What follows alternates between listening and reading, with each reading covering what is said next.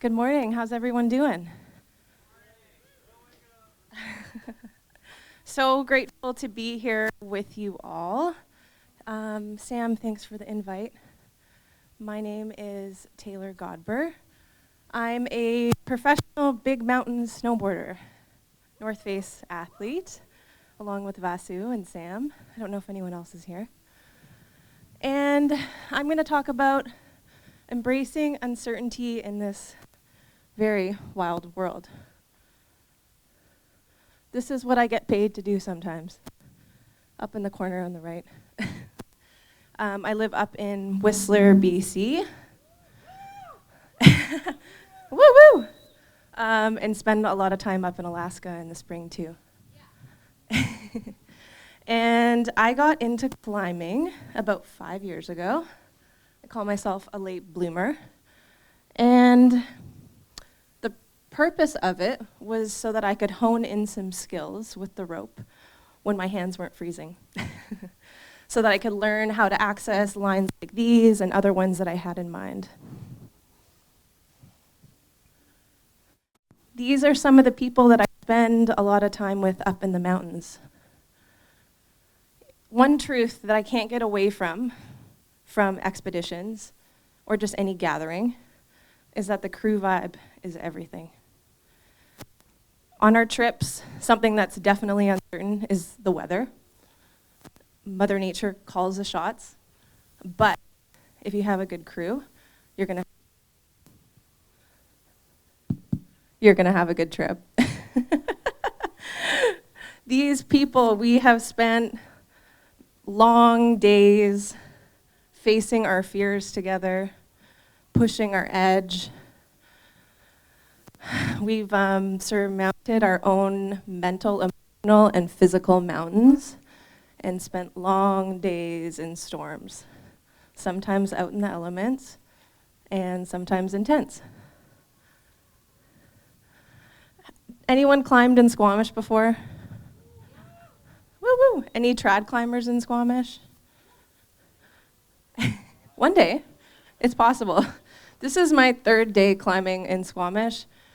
My friend, who you'll meet in the next photo, has this way of seeing someone's edge and bringing them to that place.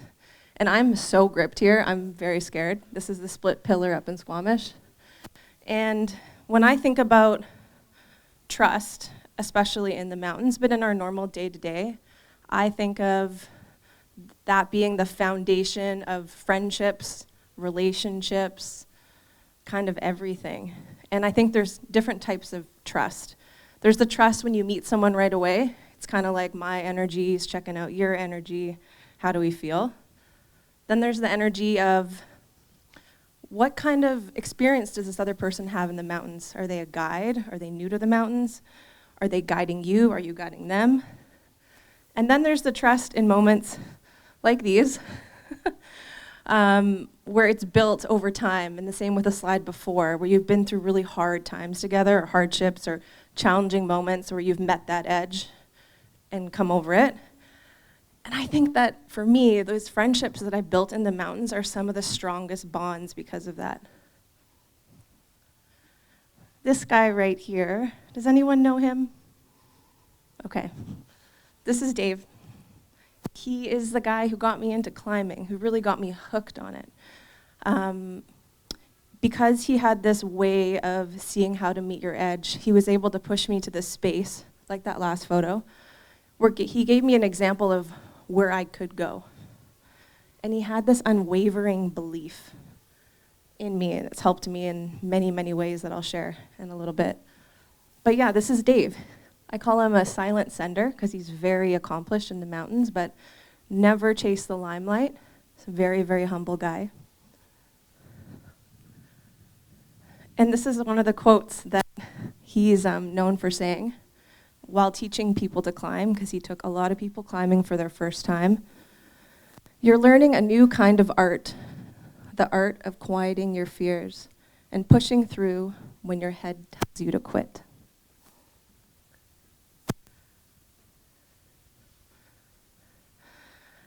Tragically, Dave passed away about 3 years ago. I said I wouldn't cry on stage, but I might. His passing had a massive impact on our crew, especially the guys that rode with him, that he mentored for 20 plus years, and it impacted me obviously a lot too. But as we were grieving his transition away from this plane of existence, which felt way too early, especially because he was such a bright light and such an inspiring person, was the community that he had created was so much bigger than we had ever imagined. The places he had climbed, snowboarded, just the people he'd met maybe even once were coming out of the woodworks and saying, Dave said this, Dave did this, I felt this way when I was with Dave, he inspired me this way.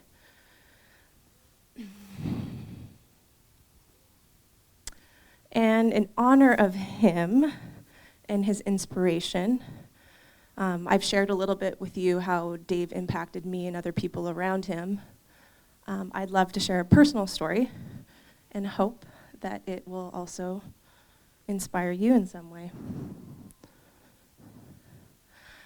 As a kid, I suffered significantly from anxiety in a big way. Anyone else in this room?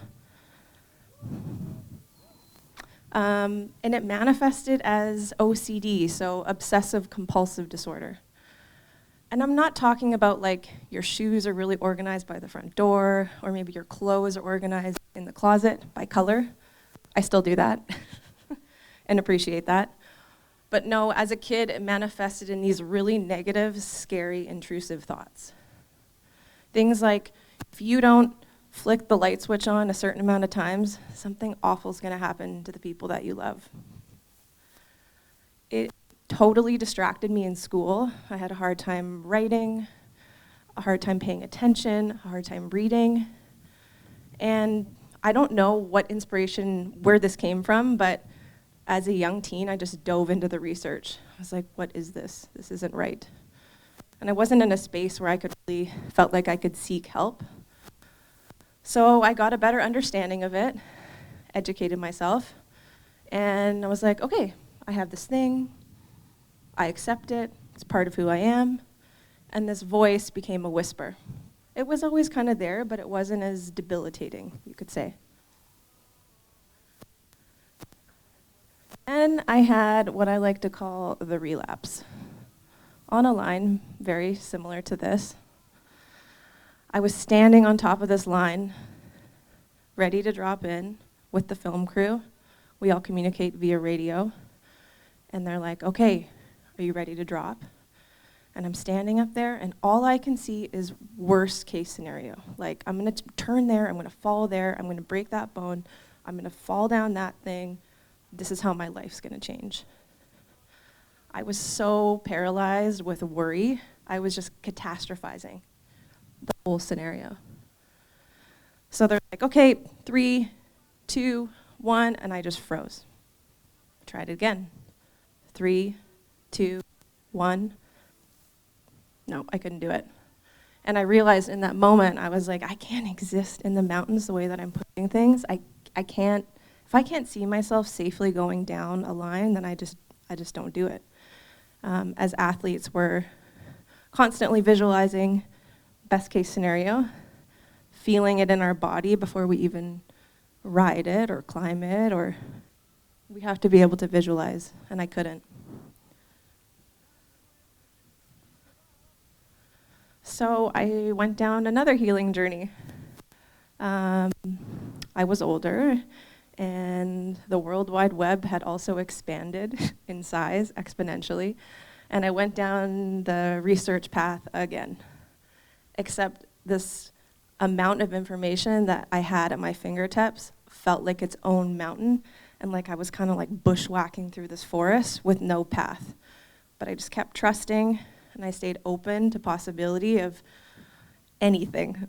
Please help me understand where the root of this anxiety is coming from, because it was this wall, this unsurmountable speed bump, if you will, in my life that I meant I couldn't be in the mountains, and the mountain used to be this place that I found immense amount of healing and grounding. So I moved out of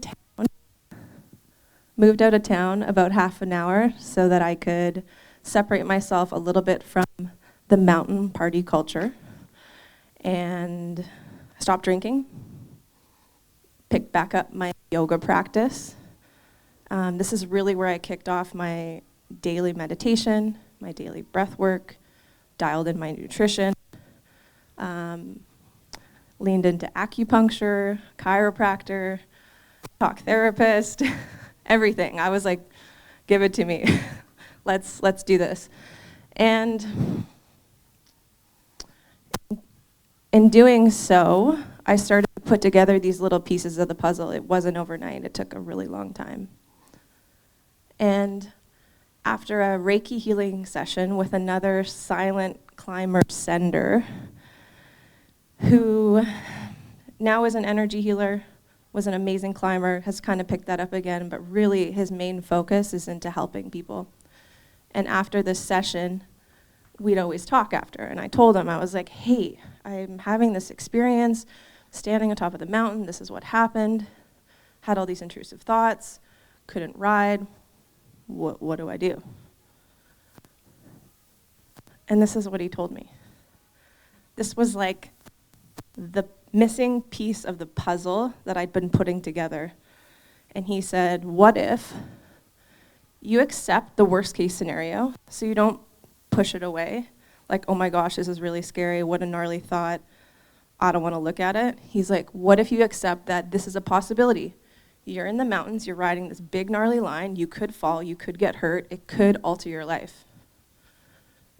And then 2, he's like, what if you use this as a message? Like, what's within your control to maybe prevent that from happening? So he's like, lean into your training, lean into your snow safety, into your knowledge, make a list, what's within your control? And then thirdly, he said, then try and imagine the best case scenario. Visualize it just like you normally would. And this right here has helped me get through so many things in life, not just riding mountains. It's like whenever I feel anxious or uncertain, I come back to these 3 things. This can apply to normal day-to-day, public speaking, the political environment we're in. There's so much uncertainty and so much unknown that these things can be really helpful. So I returned to the mountains and got to ride things like this slowly, gained confidence day by day, applying those 3 things in my whole new lifestyle that I created for myself. And I like to joke when people ask me what I do for a living, and I say that I'm in the fear management business. Literally, like, I guess it's just more direct. It's like you're walking on top of this ridge, or you're standing on top of this line, and you have to decipher between the 2 voices. There's 2 types of fear that I like to label. 1 is boogeyman fear. So that's like when you're a kid and you're scared something's underneath the bed. And we're so creative in our minds, and we create this thing that might not exist. Then there's real fear, like someone left the back door open and there's a raccoon under my bed. That's real fear. And OCD kind of hijacks this whole system. And I'm sure that you can all relate when you're rock climbing, and I feel this usually like 5 feet off the ground. It gets so gripped, and my shoulders get tight, and I hold my breath, and I get scared. And that's kind of how we express ourselves in a fear-based scenario. Our vision narrows. But when you can exhale, when you can relax your body, when you can lean into those 3 things, the aperture of your vision and possibility opens, and that's where problem solving is possible. And one of the biggest pieces of my healing journey was community. This is up in Alaska with 3 amazing women. We had a rad trip. And I just got really, really conscious of the people I was surrounding myself with. Did they bring me joy? Was I inspired by them? What kind of impact were they having on my life? And of course, Dave was one of them. I started hanging out with Dave and his crew of guys just as I was kind of coming out of that really challenging moment in my life. And I actually never shared with him what had happened and what I had been going through. And he, like every time we were standing on top of a line, I have so many amazing memories. He'd just be like, "You got this. Like, you know, you're making us so proud." And I'd be on a trip, he'd see a photo. He wouldn't know what was going on in my mind, or that I was having maybe low self-confidence or not feeling worthy to be in a space with these other athletes or whatever it was. It's like he intuitively knew, and he'd send me a text and he's like, "I saw that photo, like way to go, like send it. Remember how far you've come." His words had such an impact on my life. And I think for a lot of people that met Dave was his unwavering belief in humans. He would just look at you and he's like, "You got this. Like, you can do anything." And he believed it from his core. So, I mean, this whole life thing is uncertain. It's all unknown. And I think that if we all paused here for a minute, we could think of a word or a sentence that someone said that had a massive impact on our lives. Does anyone want to share a word or a sentence? Don't stop. If you quit, you suck. Okay? Anyone else? Next move. 2 more.